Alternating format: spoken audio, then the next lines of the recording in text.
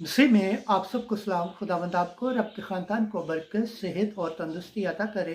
मसीह यस्सु नासरी के नाम से आमीन। हमारे लिए आज की अंजील मुकद्दस लूका के मुताबिक 7 बाब 67 से 79 आयत। हक ताला आलम बाला के फजर हम पर लाएगा। खुदा बाप, बेटे और रूह कुद्दस के नाम से आमीन।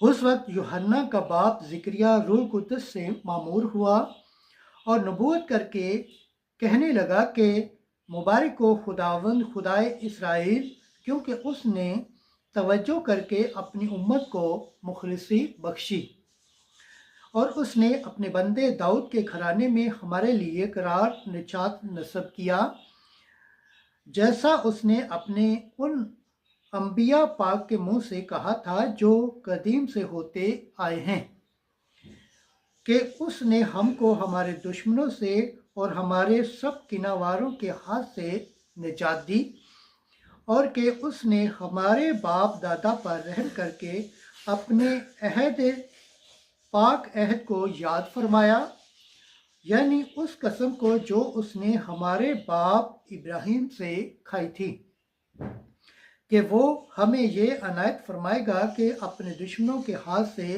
रिहाई पाकर हम बेखौफ उसकी खिदमत करें, उसके हजूर अपने कुल अयाम पाकीज़गी और सदाकत के साथ गुजारें, और तू ए बच्चे हक ताला का नबी कहलाएगा, क्योंकि तू खुदावंद के आगे आगे उसकी राह तैयार करता जाएगा, ताकि उनके गुनाहों की माफ़ी से उसकी कौम को निजात की मार्फत दिलाए, हमारे खुदा की उस ऐन रहमत की वजह से जिसके साथ आलम बाला की फजर हम पर लाई गई, ताकि उनको रोशनी बख्शे जो तारीकी और मौत के साए में बैठे हैं, और हमारे कदमों की सलामती की राह में हदायत करे। अंजील मुकद्दस के वसीला से हमारे गुनाह माफ़ किए जाएं। एमसी तेरी सताइश हो। खुदावंद के पाक कलाम पढ़े और सुन जाने पर खुदावंद की बरकत हो, खुदावंद का शुक्र हो। आमीन। खुदा बाप, बेटे और रूह कुद्दस के नाम से आमीन।